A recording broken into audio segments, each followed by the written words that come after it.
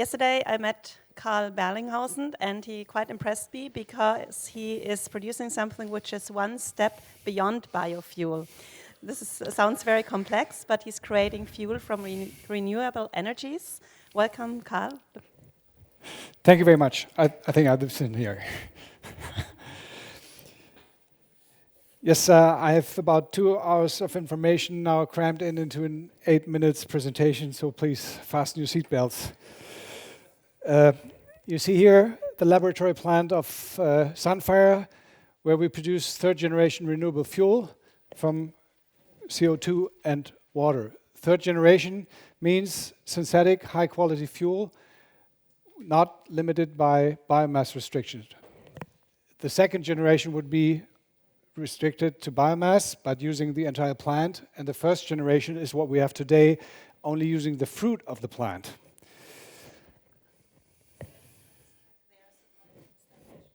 Okay.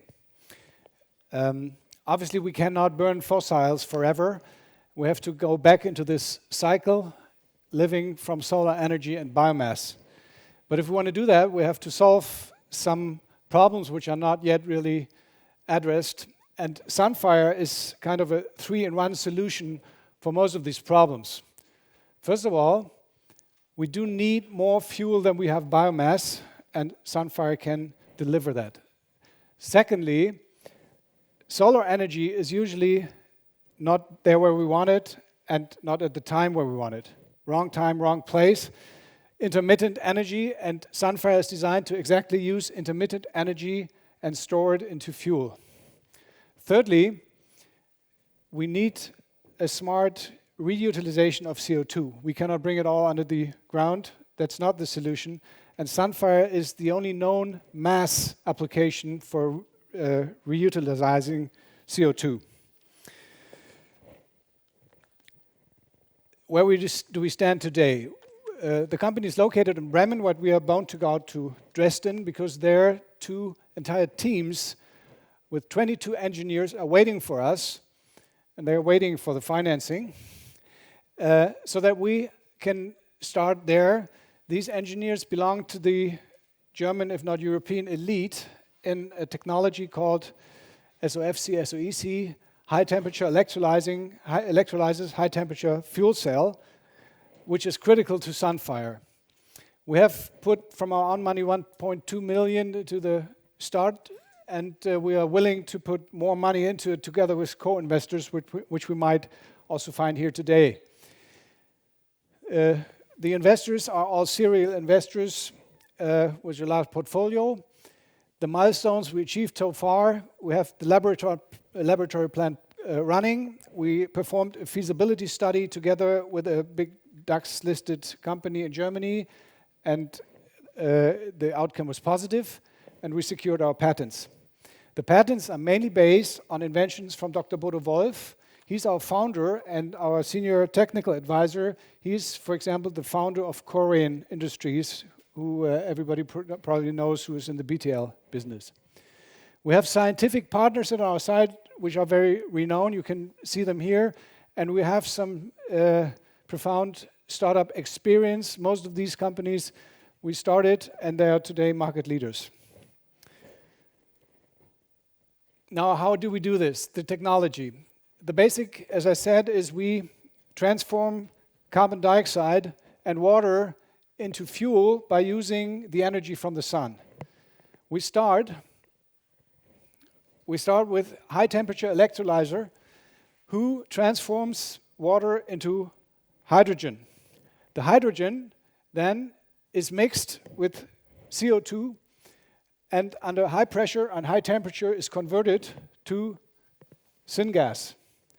Syngas then will be synthesized, for example, in Fischer-Tropsch reactor, and we can make gas or any kind of gasoline or fuel out of it, serving all kinds of engine types, even fuel cells. So we are open for any new age of cars and so forth. The product is a synthetic fuel, which is clean and high quality. We can use all kinds of CO2 sources, of course, flue gas, but We have one very challenging and interesting partner called Climeworks. Please remember that name. It's a young startup, but they will be a key player in this market, I think. With us together, we are linked to them. They can, at reasonable economic conditions, get the CO2 from air. And that means we can basically make fuel out of air, and we can do it anywhere. We can do it in the desert where the energy is, and that is probably the way to go in the future. The production costs would be around €1 per liter if we have the CO2 for free. If we have to get it from ambient air together with Climeworks, the price will, the cost will increase to above around €1.20, which is still competitive in this market. Now, to the market to say, you know, by law, every fuel has to have a certain percentage of renewable components. And if we look at European market size, it's about 50 million tons per year. And this is covered today exclusively by first-generation biofuel. Now, two things will happen until 2020. First, the quota will be doubled. That's already decided. So the demand will go up. And secondly, a lot of today's first-generation biofuel will not be accepted in this market niche anymore. So the existing supply will go down, and we have an excess demand of over 30 million tons. That is, of course, an enjoyable situation if you're on our side. Competition, we consider two technologies also to be a contribution to this problem. The first one, electrical transportation. But if you consider the large number of cars compared to the small percentage of electricity cars which are projected, then you see this is a very smart solution, and it is definitely necessary to develop, but it will not solve the problem by itself. Secondly, we have biomass-based fuels, and for those we would need too much land, so it's also not the solution. We need all of those together. Now, how do we do Sunfire? The conception phase we have completed. The laboratory plant is running, and we have the people who can really do it waiting in Dresden for us. The next phase is now what we want to do in the next month. We want to build a test plant over the next 3 years, and we want to develop the high-temperature electrolyzers, and we want to build the production capacity for this technology. Therefore, we need capital, and this is the phase we're talking about today. Then comes the pre-industrial unit, which means something that produces like 5 tons of fuel per day, and that is already secured by our partners. We can run this operation without making losses, and that is very important in the path of development. We probably have a public-private partnership here, and we won't need any money anymore. So the capital need is only here. That's very important to remember. Once we are here, we can start projects with real Sunfire plants, and there we will generate a lot of profit, and this means we are then able to exit and to give the whole company to a larger key player. That is our plan. So capital need here, after 4 years break even, and after 8 years exit.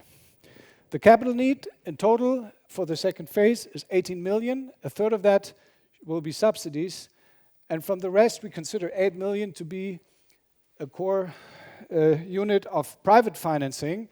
I will myself put 2 million to the table, and I hope to find co-investors here to do it together with me.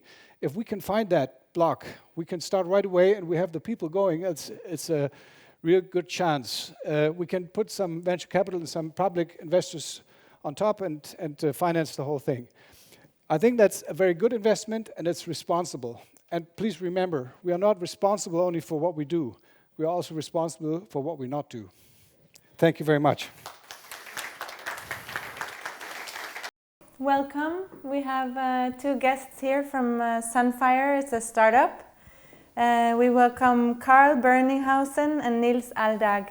Welcome. Hi. Hi. So you're a startup. Can you tell me a little bit about your company and what kind of investor that you look for? Yeah, we are a company that exists for almost a year now as a company, and before we existed as a project. So I think in total we're working together now for, I would say, 3 years. We started with a study to see whether the idea is good or not, and the outcome of that study was positive. So we decided to make it a company, a real company, and start employing people and really start up.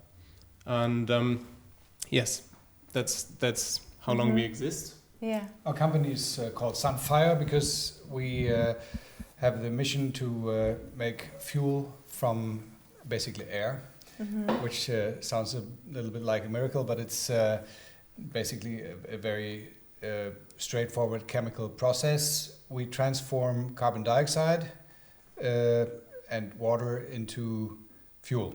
Yeah, this is really amazing. Like you can use CO2 and water and make energy and store it even.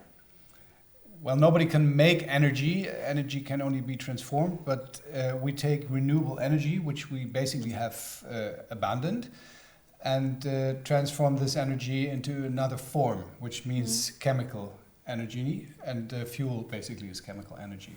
And that is what we need, and that is what the new age of energy does not give us free. We get solar power, which means basically electricity and heat, but we only have very limited biomass, and I think we should use biomass not so much for energy, but for food and maybe for chemicals. And if we need about 40% of all our energy in forms of fuel, somebody has to take care of that. So that is our mission. And as I said, it is not a general question if you can do it. The question is, can you do it with a high efficiency? Yeah, if you want to turn carbon dioxide back to fuel, that is possible, but it is only reasonable and sensible if you can do it with a high efficiency. Yeah. If you get a lot of the energy that you put into it afterwards in the fuel, Yeah. that is the target. And now the technology is coming together. You have all the know-how. Yes, we have the know-how.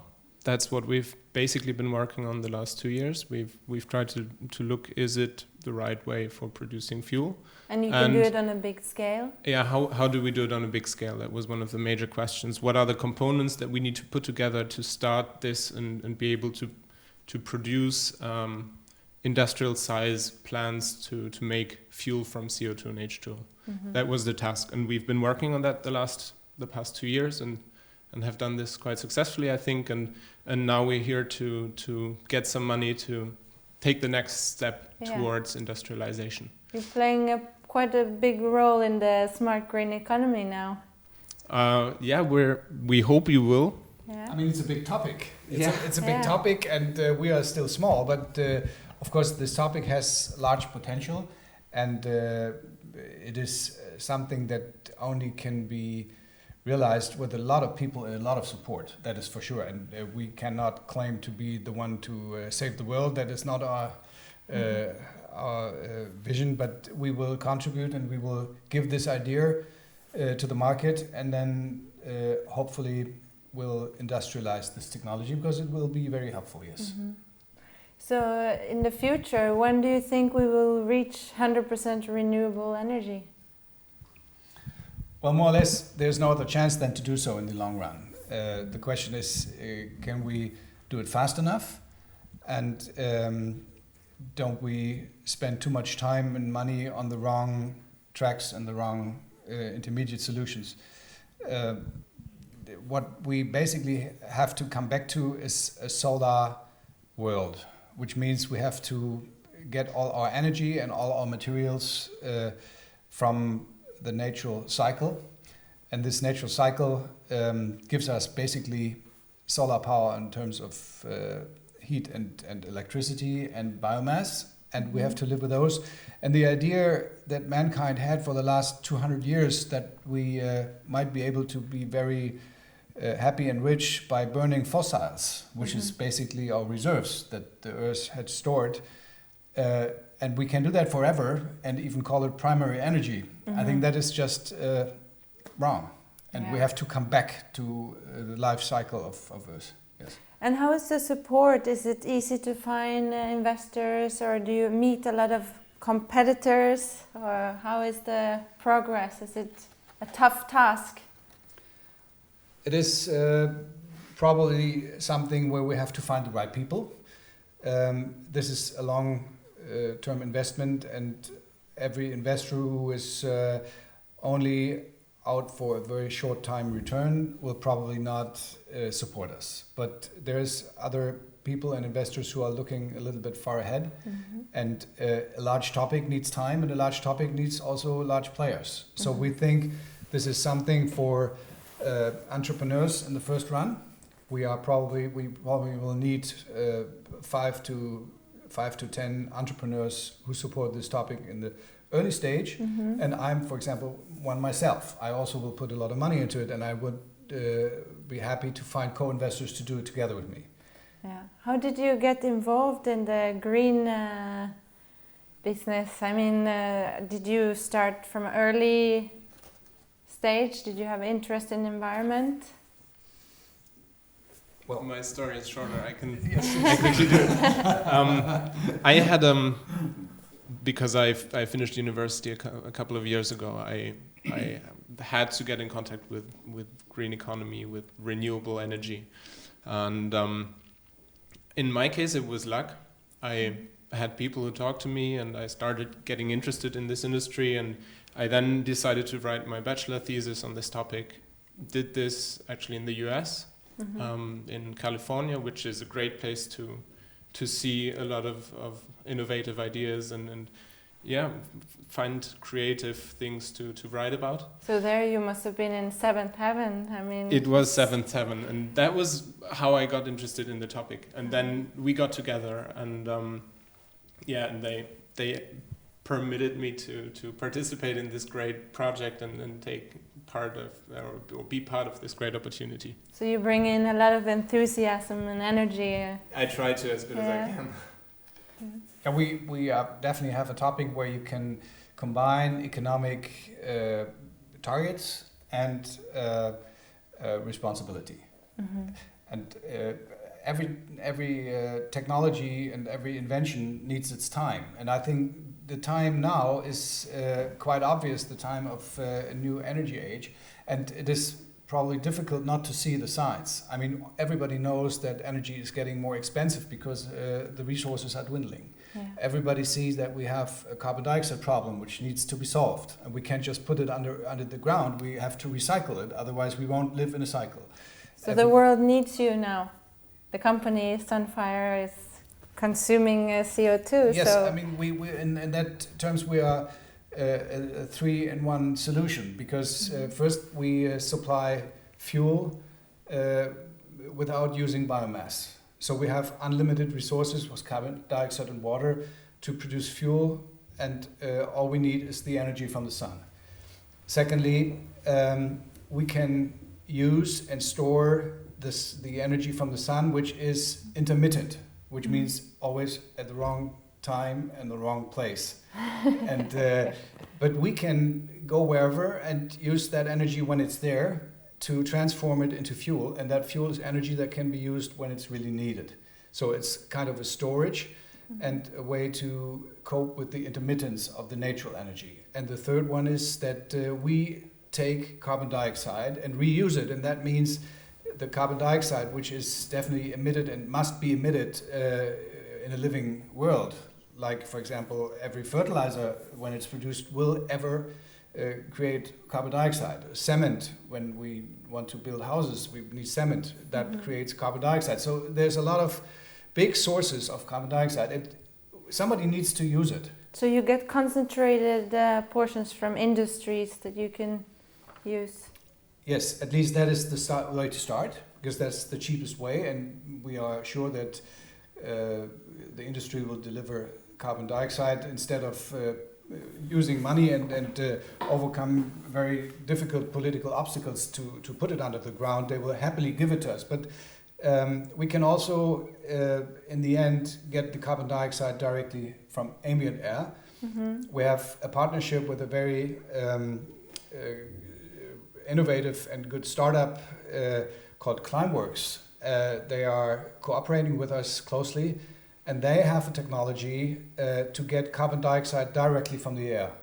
Okay. And that at a very economic way, so that it can be really used within the next future. And it is very good to combine with our process. And that is the only way, we think, when all the carbon dioxide from cars and airplanes and all these emissions which cannot be captured, yeah, because you cannot run behind the car and capture the CO2, that will definitely be emitted into the air. And if we can also get that back into the cycle, and that is what Climeworks helps us to do, then we have a really cyclic, energetic And have system. you thought about inventing these little devices that goes on the exhaust No, you mean Climeworks? of the cars? No, as I said, I mean, to capture the carbon dioxide from the car is probably not possible because you also had to carry it with you. Yeah, it's not only the question of capturing it; you have to carry it with you and to bring it somewhere, and then you would have a real big bag of carbon dioxide, and You can't couldn't move compress anymore. it. No. Okay. So we need to catch it from the air, and that is something that we can also do in this partnership. But that's a very charming part of this idea and of this cooperation with that company, is that it enables us to make fuel pretty much everywhere in the world. We can be in the desert, take the CO2 from the air. We need water, but that can be wastewater or water from the sea. And we need renewable energy from the sun or wind or water. And by being able to take CO2 from the atmosphere, we're really independent from any place in the world. We can produce the fuel where we have these three inputs. This is really groundbreaking and good news. I'm very thrilled and optimistic after hearing this. Thank you for coming, and hope you get a lot of interest and good feedback.